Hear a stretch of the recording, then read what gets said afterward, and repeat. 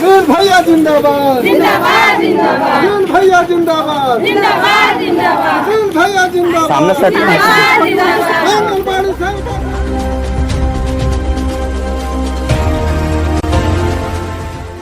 नमस्कार, मैं हूं धनंजय वैद्य और आप देख रहे हैं न्यूज़ ग्लोबल 24 बिहार।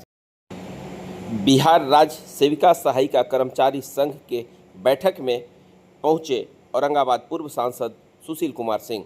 उन्होंने जहां आंगनबाड़ी सेविका सहायिका की मांगों को सही ठहराया, वहीं यह भी आश्वासन दिया कि मेरी ओर से जो भी प्रयास हो मैं करूंगा और आपकी बातों को सरकार तक लेकर जाऊंगा। बातें ऐसी हैं, एक तो विडंबना है और दूसरा आपत्तिजनक है। विडंबना ये है कि अभी कुछ महीनों से मानदेय बंद होने की बात आप लोगों ने कही, लेकिन विडंबना इस बात का है कि जब मानदेय आया तो कुछ बहनों को मिला और कुछ को नहीं मिला।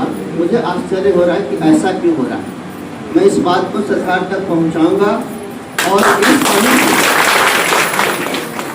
इस कमी को निश्चित रूप से दूर कराने का अपनी तरफ से, अपने स्तर से, अपनी क्षमता के आधार पर निश्चित रूप से आपके लिए उनको रखें। आपत्तिजनक बात ये है, ये जो अभी नया सुना मैंने विटामिक्स, पोषाहार की जगह पे जो विटामिक्स देने का बच्चों को, तो उसमें कीड़े होना ये बहुत आपत्तिजनक है।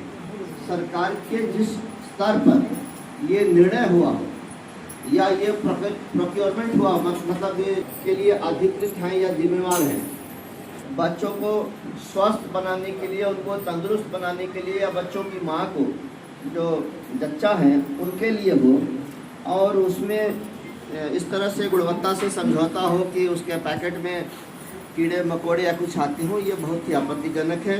लेकिन सरकार इसे कभी भी बर्दाश्त नहीं करेगी। जो भी इसके लिए दोषी होंगे उन्हें बख्शा नहीं जाएगा, इस पर कार्रवाई होगी और इसमें निश्चित रूप से सुधार किया जाएगा। जो मांगे हैं उनमें एक है कि हमें पोषाहार मिले ना मिले, अगर मिले तो मोटे अनाज के रूप में मिले। लोगों की ईमानदारी पे शक होता है तो सरकार इसे बंद कर दे।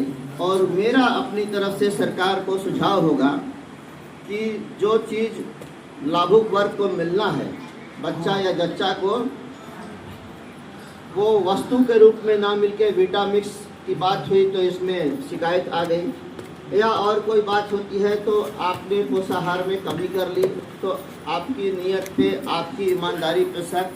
तो सरकार सीधा जैसे बाकी चीज़ों का लाभ, बाकी योजनाओं का लाभ डीबीटी के माध्यम से, डायरेक्ट बेनिफिट ट्रांसफ़र के माध्यम से उनके खाते में सरकार भेज रही है, चाहे वो किसान सम्मान निधि हो या बाकी अनुदान हो, तो ठीक उसी तरह से बच्चों के माता पिता के खाते में उतनी ही राशि, जितनी राशि खर्च करते हैं विटामिक्स पर, या पहले एक सत्तू के रूप में आता था, मीठा एक होता था, आजकल पता नहीं क्या आता है, तो उसके बराबर